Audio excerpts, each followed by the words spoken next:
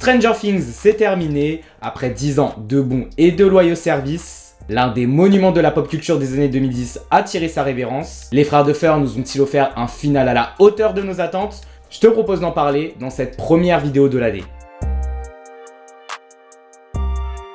Salut toi, c'est Stéphane et tu es bien branché sur Click & Culture. Ici on parle musique, on parle cinéma, on parle mode, on parle pop culture. Et pour cette première vidéo de l'année, je te souhaite avant toute chose une très bonne année 2026. La santé, le bonheur, la réussite, que tout ce que tu souhaites réaliser puisse aboutir, que tout ce que tu souhaites avoir puisse venir à toi. J'espère que tu as passé de très bonnes fêtes et surtout que tu as apprécié ton visionnage de cette 5e saison de Stranger Things. Parce que oui, on va pas se mentir, c'était le gros événement de cette fin d'année 2025 et aussi de ce début d'année 2026 puisque le dernier épisode est sorti dans la nuit du 31 au 1er janvier. Un dernier épisode tant attendu pour une saison tant attendue mais qui a divisé. Une saison dans laquelle on a retrouvé nos héros Dawkins quelques temps après le final de la saison 4, un final qui avait divisé la ville Dawkins et qui l'avait laissé dans un état post-apocalyptique, on peut le dire, en train de préparer un plan pour vaincre une bonne fois pour toutes le grand Vecna et de mettre fin à l'Upside Down. L'un des éléments déclencheurs sera bien évidemment l'enlèvement d'Holly Wheeler, donc la petite sœur de Mike et de Nancy, qui sera suivi ensuite par l'enlèvement de plusieurs enfants de la ville Dawkins, il y en avait 12 au total, des enlèvements qui emmèneront nos héros vers leur grand combat final. Comme je le disais en intro, c'est un final qui a divisé. C'est même quelque chose de récurrent et classique qu'on retrouve sur ce type de séries qui sont très appréciées du public, ce type de séries qui sont très suivies avec de grandes fanbases. On l'avait vu notamment avec Game of Thrones pour sa dernière et 8e saison en 2019. Parce que oui, aujourd'hui Stranger Things, c'est un monument de la pop culture. Aujourd'hui, on parle quand même de Stranger Things comme l'une des dernières séries du prime de Netflix. Parce que oui, à l'époque, lorsque Stranger Things était sorti en 2016, c'était aussi l'époque où Netflix avait sorti ses séries les plus iconiques, parmi elles Narcos, 13 Reasons Why, donc forcément les attentes et les théories étaient énormes. Pour en parler un peu plus en détail dans cette vidéo, je te propose dans une première partie une review sans spoiler, une review globale où je te donnerai mon avis global sur cette saison, une partie spoiler où j'évoquerai 3 points que j'ai appréciés dans cette saison finale. Avant toute chose, n'oublie pas de t'abonner à ma chaîne YouTube, à mes réseaux sociaux et à activer la cloche pour plus de contenu pop culture. Concernant Stranger Things, je vais pas te mentir, ça fait pas très longtemps que je suis monté dans le train. Pour être honnête, c'est même mon meilleur ami qui m'a poussé vers cette série. Et il se trouve que c'est une série que j'ai rapidement appréciée et pour laquelle j'ai rapidement développé une attache. Que ce soit pour son univers rétro années 80, tous ses personnages et leurs personnalités que l'on voit grandir au fil des saisons. Parce qu'il est vrai que c'est très rare aujourd'hui de voir des séries qui fédèrent autant et surtout des séries sur lesquelles on voit ces personnages grandir saison après saison. C'est un peu ce truc qu'on retrouve de la saga Harry Potter, tu sais, ce côté où tu suis mais surtout où tu vois grandir les personnages film après film, mais où tu vois également le ton de la série changer au fur et à mesure qu'ils grandissent. À ce jour, j'ai un affect particulier pour la saison 4 qui est pour moi l'une des meilleures saisons de toute l'histoire des séries, que ce soit en termes de storytelling, que ce soit en termes de mise en scène. Donc j'avais forcément hâte, comme tout fan de la série, de retrouver cette saison 5. Et malgré tout ce qui se dit, c'est une saison que j'ai plutôt appréciée dans son ensemble. Alors certes, elle n'était pas parfaite. Je continue à penser qu'après l'excellente mise en place du volume 1, certains éléments auraient mérité d'être un peu plus approfondis dans le volume 2. Certains personnages qui étaient d'une importance capitale tout au long de l'histoire de la série auraient peut-être mérité un peu plus de temps à l'écran. Et au vu de ce que nous a proposé la série jusqu'à présent, je m'attendais quand même à un final beaucoup plus épique. Alors certes, on est sur un dénouement final plutôt sympa, mais je pense que le niveau de grandiose et d'épicness aurait mérité d'être beaucoup plus amplifié. On a de très bonnes idées, c'est dommage que certaines n'aient pas été poussées jusqu'au bout. Mais un des points pour lesquels je vais retenir cette saison, c'est surtout pour son côté humain et surtout son émotion qui, au fur et à mesure des épisodes, s'accentue de plus en plus. Le jeu avec la nostalgie des spectateurs également, et pour moi, c'est ok. Malgré ce qu'on peut lui reprocher, on peut voir en ses niveaux de lecture une véritable déclaration d'amour aux fans qui ont grandi avec la série, aux fans qui l'ont découvert il y a 10 ans et surtout aux fans qui l'ont découvert adolescent et qui ont grandi avec ces personnages au fur et à mesure de ces saisons.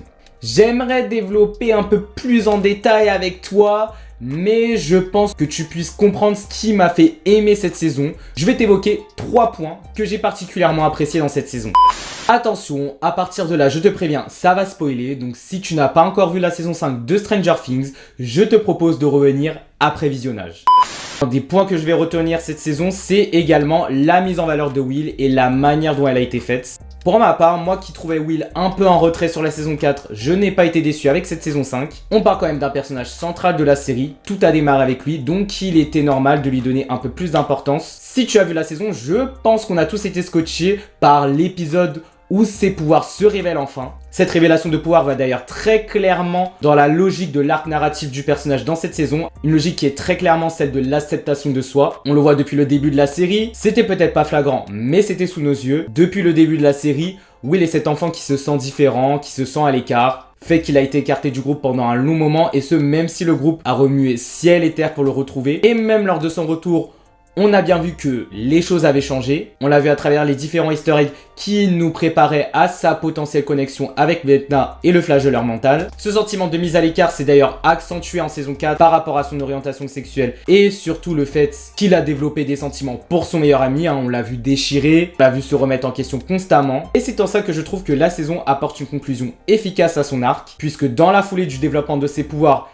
il fait également son coming out. On termine donc la série sur un Will qui ne fuit plus qui il est et qui s'accepte tel qu'il est. Je continue à penser qu'il était tout de même important d'avoir cette scène à un moment où tous les personnages, à savoir tous ses amis, tous ses proches, tous ceux qui l'ont suivi, soient réunis à un même moment et en particulier à un moment où aucune conséquence fatale n'est pas impossible, à savoir le moment de la bataille finale. Le point que l'on peut évoquer, c'est bien sûr ce twist autour de la présence de l'Upside Down. C'était teasé par les créateurs Himself, les frères Duffer. Cette saison 5 devait nous révéler la vérité sur l'Upside Down, ses origines. Et là, on aurait pu penser que l'Upside Down n'était qu'une réalité alternative d'Hawkins.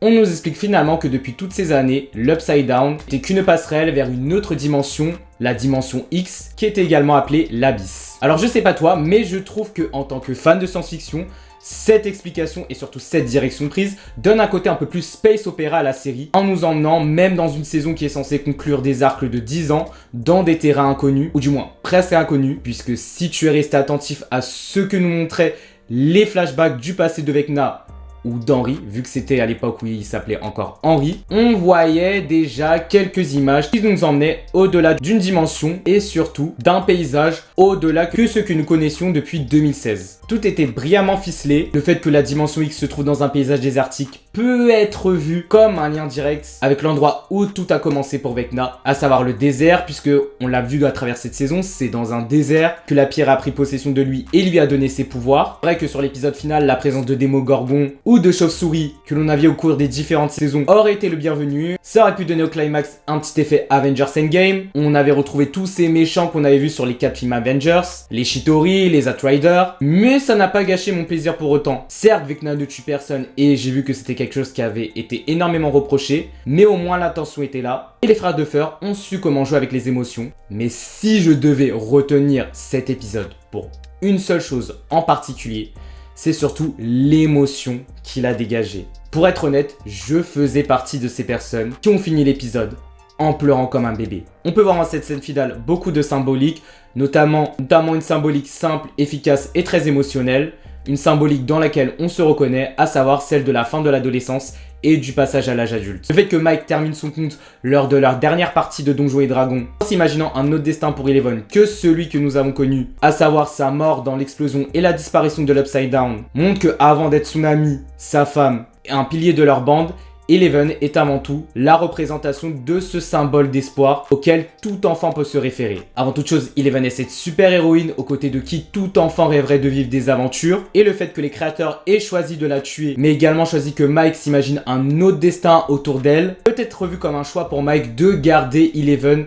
comme cette figure protectrice à jamais dans son cœur. Et le fait de la tuer marque clairement un point de rupture avec l'adolescence et la jeunesse pour nos héros. D'autant que le dialogue autour du destin imaginé d'Eleven est au cœur de la dernière interaction entre nos héros. Juste avant de les voir ranger leurs classeurs, chacun leur tour, un rangement qui symbolise l'étape de leur rencontre l'un après l'autre. Juste après une dernière partie de Donjons et Dragons, qui est clairement une référence au début de la série. Donjons et Dragons, un jeu dont ils sont fans et qui reflète la grande aventure qu'ils ont vécue durant ces 10 dernières années, où le public les a suivis ces 10 dernières années, où le public les a accompagnés et les a intégrés à leur vie. Eleven s'en est allé, la boucle est bouclée, il est temps de refermer cette page et de passer à l'âge adulte. J'ai d'ailleurs vu beaucoup de personnes sur X dire que ce final leur faisait énormément penser au final de Toy Story 3, avec cette idée de passation, de transition, de fin de cycle, et je peux te dire que c'est quelque chose que j'ai ressenti. J'ai beau être monté dans le train Stranger Things tard, mais les niveaux de lecture abordés dans cette dernière scène m'ont autant ému qu'un fan de la première heure. On parle bien sûr de niveaux de lecture dans lesquels tout le monde peut s'identifier, parce qu'un jour nous avons tous fait face à cette étape, notamment sur la fin de nos années lycée, une étape qui nous fait prendre conscience qu'il est temps pour nous de grandir.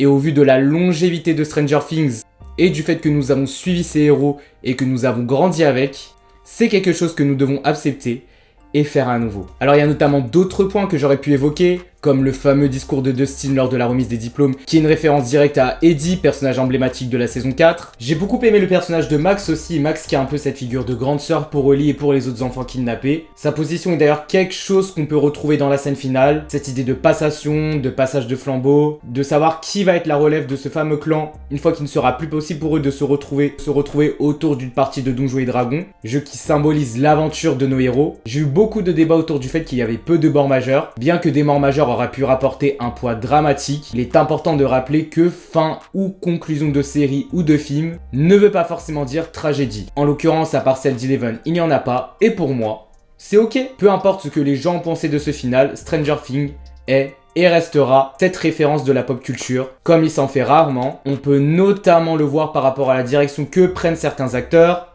notamment celle de David Harbour qui joue Hopper, celle de Sadie Sink qui joue Max, ou celle de Joseph Quinn qui joue Eddie, qui intègre désormais l'univers Marvel. Je pense que le succès et l'énorme fanbase de la série perdurera, tant qu'un animé autour de l'univers de la série est en préparation, et qu'à la manière de Game of Thrones, une grande partie des acteurs évolueront et occuperont le paysage hollywoodien pour de très longues années. Et toi, as-tu vu cette saison finale de Stranger Things? Si c'est le cas, qu'en as-tu pensé? Dis-moi tout, commente, like, et je te dis à bientôt, même endroit, même chaîne.